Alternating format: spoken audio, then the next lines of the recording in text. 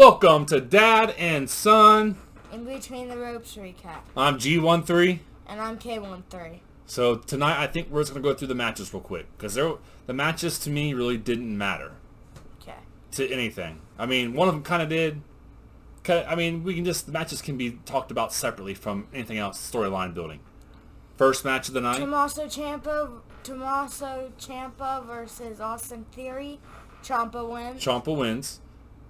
Towards the end of the match, though, what causes Ciampa to win is Austin Theory is starting to get mad at the announcers because they're talking smack about him. Talking smack about Grayson Waller, and Grayson Waller says the only reason Austin Theory is relevant is because of the Waller effect. And Austin's like, "What'd you say?"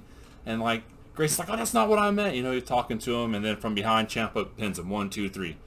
Got some A-Town down under friction going on now. Next match, Apollo Crews versus Andrade. Andrade wins. Legado del Fantasma has been trying to get Andrade on the team. Been trying. Andrade says no. Angel's out there the whole match trying to distract Andrade. He's like, I'm not having it. Nope, I'm not having it. I'm not doing it. I'm not joining your team. But then after the match, Legado del Fantasma stands out, at the entryway like they're intimidating Andrade. Yeah.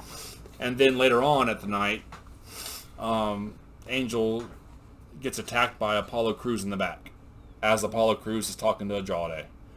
So Apollo Crews, Angel beef is about to happen. Street Profits versus the Bloodline. Tama Tonga, Tongaloa. That's a tongue twister right there. Yeah. Tama Tonga, Tongaloa. Yep. What the? Bloodline wins, of course. Tama Tonga made a tag that Montez didn't see. Yep. And got him. Boom. I hate when that happens. I didn't like that match. I didn't. No. I don't like the fact that... I like that Street Profits won it. I mean, it was a good match. Oh, yeah. It was, as far as, a good match, I just didn't like the fact that Montez and Angelo are beating up these guys, and there's, nothing fazed them. I understand that's, the Tonga brothers' character, but at the same time, they're not... It made Montez and Angelo look bad the whole match. And Angelo and Montez are probably... They're the only other person I'd rather watch wrestling if I had to choose people to watch all the time would be Ricochet and the Street Profits. There's highlight. It's a highlight, constant highlight. Anyways, they need to make the Tonga brothers sell a little bit more on the moves when they get hit. They're not no size monsters. You know what I mean? You got JD McDonough chopping down Braun Strowman, but Montez and Angelo can't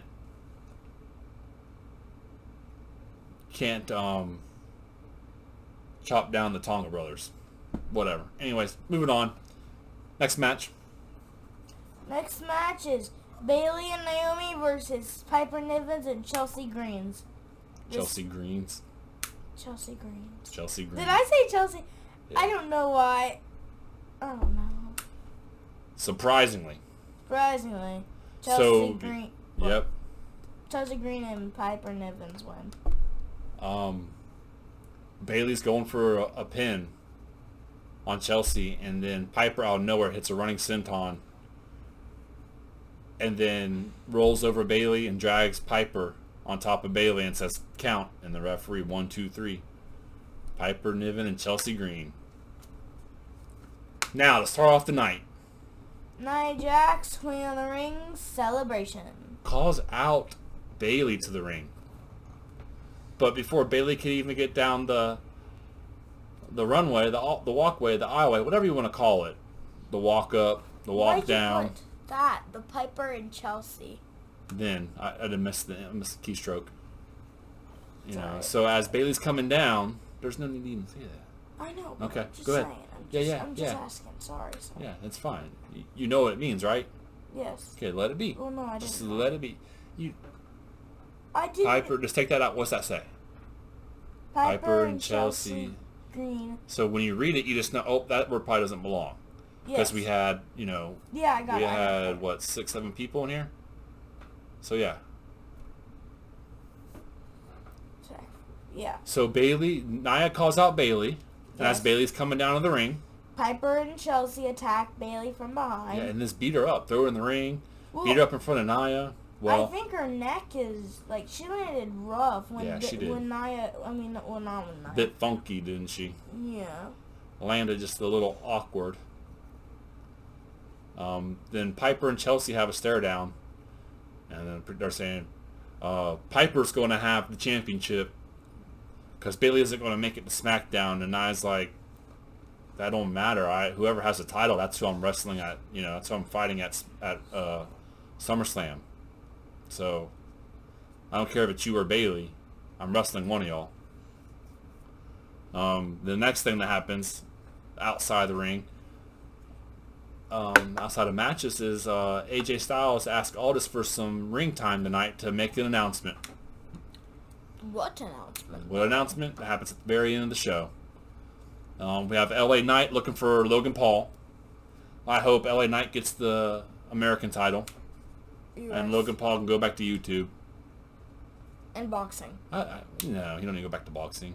No. He's good in the ring. He's just annoying. He is. He is. He's spoiled. He's like a loud dom-dom. Right? We heard that Randy's having his knee looked at as specialist. Is that real? Or is that storyline?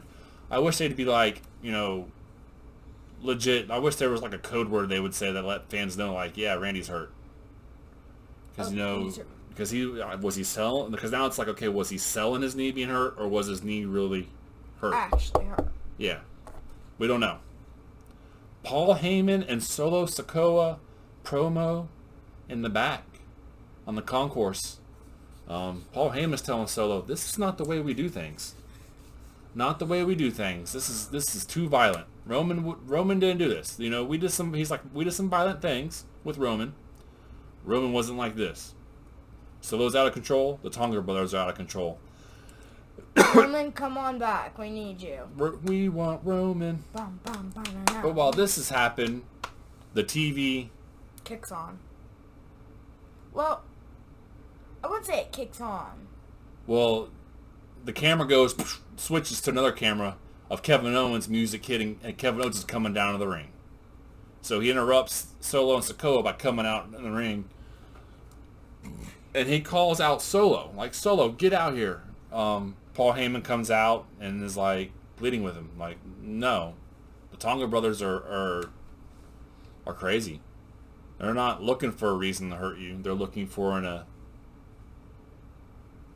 excuse to hurt you. That's right. The whole time the crowd's chanting, "We want Roman." When Roman comes back, it's going to be a big pop. Oh my god. It's going to be loud. I hope Roman comes back as a good guy. Yep. Anti-hero, I think. Like a Venom. Shadow. Or Shadow. Yeah. Well, no, because never mind. Yeah, like a Shadow.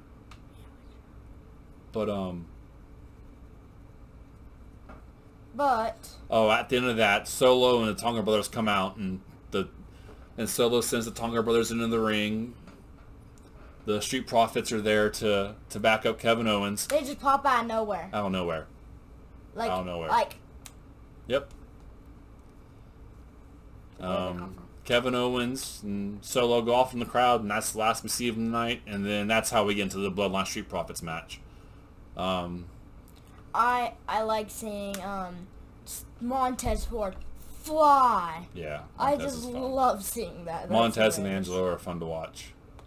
Then we have a Stormus promo, which is Bianca Belair and Jade Cargill.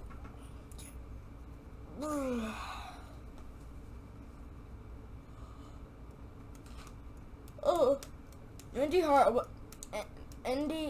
shows up. Mm-hmm. She's like, Candice's knee is hurt. Yep. You put her on the line for a while. On the shelf. Mm-hmm. She's at home. And then Bianca and Indy are kind of talking smack to each other. Bianca says she attacked me first. She started it, so I finished it. Candice, ended up hurting Bianca's knee. Bianca didn't have to go home, though. Bianca's not on the shelf. Don't mess with Bianca. Don't mess with the EST. Right? Don't mess with the EST. Don't even mess with Stormist. Yeah, don't mess with Jade. You do not want to get a And Jaden. then Jade's like, you want a part of me? And he's like, that's not what I meant. I'm out. And she left. Deuces. And then we have the AJ Styles ring announcement. He had me going. Talking about, I was at my son's graduation. I was at my son's graduation party. We have friends and family. How many of these have I missed? I want to go home and be a phenomenal father. And people booed that. I was kind of upset. I was like, dude, you don't boo that. And then, so like, you don't want AJ to go like you know what I'm trying to say. Like, you don't want AJ to go home and be a father. Yeah. Right. Like, that's why I was, like, in my mind, I'm like, you are really that selfish? You want this guy who's just realized he's missed a lot of his family's life? Crazy. Yeah. Anyways, yeah, I was like, get out of here. Bam. I wouldn't boo him. I would have went through and found the people that booed and gave him some bows. I've been throwing bows. I would have speared one. Used to bow fight back in the day. I've always wanted to spear someone. Back in Little Reynolds, man, we used to bow fight to practice. Anyways, he calls Cody out. And they're having a little bro, big bro moment. And then Cody's giving, raising his arm to around the crowd. And once he gets to the final side, he puts his arm up, and AJ Styles clotheslines Cody Rhodes out of nowhere. So is he retiring? So he clotheslines him and just starts beating him, throws him out of the ring. And then he throws him into the steel chair. Yes. Or steps. Steel steps. And then he throws the top one. Mm-hmm. And then he does a Styles Clash off the steel step onto the mat. Onto the mat. And the refs and all just can't get to him because the gallows are holding the walkway down. Yeah. And let's rewind. LA Knight. He passes LA Knight. Yeah. He passes Cody Rhodes. Yeah. And he passes those two guys. Yeah, LA Knight says before, as he's coming down the concourse, he's like, if the rumors are true, respect. And like, you ain't got no respect now. Wait, what rumors? Because they were talking about the rumors of him retiring. Oh! Yeah, but officially it was just rumors. Yeah. So, is AJ Styles retired? I bet he's gone. Gone for a while. Probably. Yep. All right. Like, subscribe. Subscribe, bell notifications on, and we will see you next time. Yeet!